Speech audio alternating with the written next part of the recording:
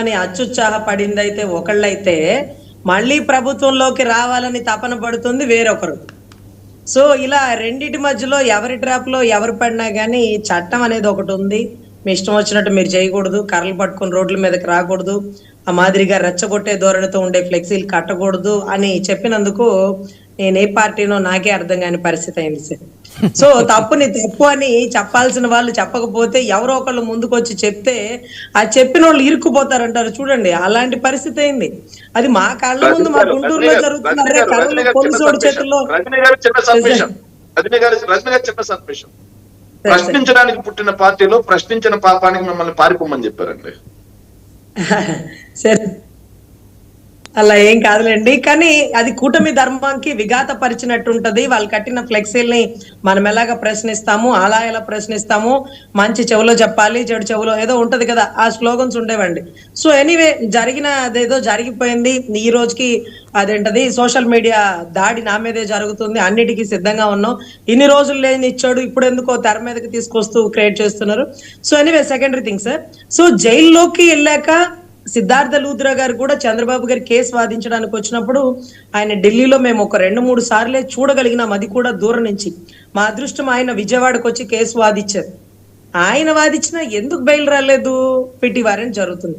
PT warrant ఉన్న bail తీసుకురాగలడు కదా, ఆయన ఎందుకు జరుగుతుంది అని మా సీనియర్ అడ్వకేట్ ఢిల్లీలో ఒక ఆయన అడిగితే, ఆగమ్మా, రాజకీయ నాయకులు వాళ్ళు ఎప్పుడు బయటికి రావాలో వాళ్ళు ఫిక్స్ అవుతారు, అప్పుడు మనకు ఫోన్ కొడతారు, అప్పుడు మనం బెయిల్ వేయాలా, మన ఇష్టం వచ్చినట్టు మనం బెయిల్ వేస్తే వచ్చేదు, వచ్చేసిన వాళ్ళు ఒప్పుకోరు.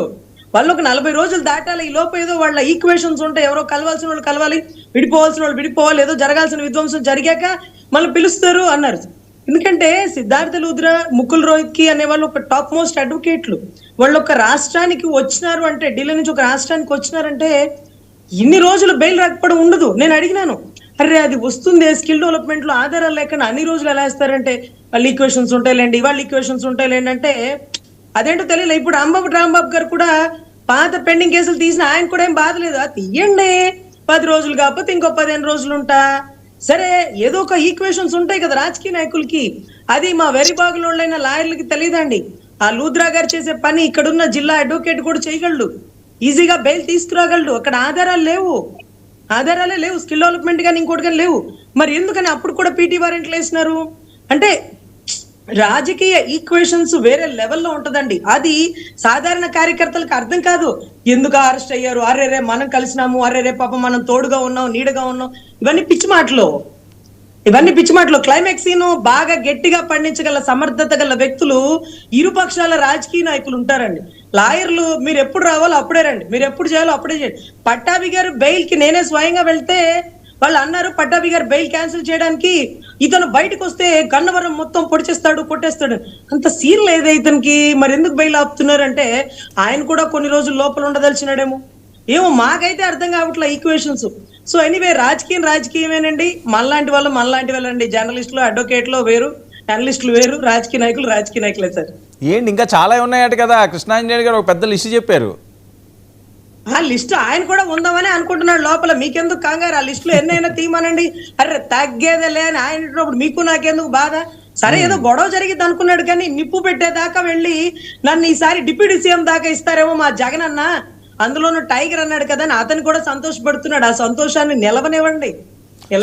ఈ రోజు రాష్ట్రం అంతా అక్కడక్కడ మీటింగ్లు పెట్టి మనం కలవాలి రాంబాబు గారికి తోడుగా అంటే ఏం చేసినారు రాంబాబు గారు గతంలో అంటే, రాంబాబు గారు వాళ్ళకి మంచి చేసినారు, వీళ్ళకి మంచి, ఎక్కడెక్కడ వాళ్ళందరూ బయటకు వస్తున్నారు, మాకు అలా ఉపయోగపడ్డాడండి, మేము మాట్లాడలేం వ్యతిరేకంగా అంటూ వస్తున్నారు. సో ఆ ఈక్వేషన్స్ ఏంటో మాకైతే అర్థం కాలే, రోజు రోజుకి పరిణామాలు మారుతూ ఉన్నాయండి. ఎనీవే నిప్పు పుట్టించడం ప్రతిపక్ష నాయకులు దాడులు గతంలో ఒక 10 సంవత్సరాల క్రితం కూడా ఎప్పుడు నేనైతే చూడలేదండి. అంటే దేవాలయం అంటే కార్యాలయం లాంటి దేవాలయం, ఇంటి అంటే ఎన్టీ రామారావు గారి కార్యాలయం, బహుశా అది పార్టీ కార్యాలయం మీద, దేవాలయం లాంటి కార్యాలయం మీద దాడులు అని మేమే గతంలో ఖండించినాం. 500 మీటర్లు అడ్డుగా వచ్చిన జోగి రమేష్ గారిని మేమే ఖండించినాం. ఈ రోజు ఏకంగా వాళ్ళ ఇంటి మీద పెట్రోల్ బాంబులు వేసేసి తగలపెట్టేసి, దీంట్లో కక్ష లేదు, కుట్రకోణం లేదు, క్యాజువల్ గా జరిగింది, మేం చేయలేదు, కార్యకర్తలు చేసినాము. తప్పు చేస్తే అరెస్ట్ చేయండి సార్, జైల్లో పెట్టండి సార్, మేమేమన్నా వెళ్ళామా, మేమేమన్నా పలకరించినామా, మేమేమన్నా కేసు తీసుకున్నామా? తప్పు అంటే తగలబెట్టేసిన పరిస్థితి అయింది మేము.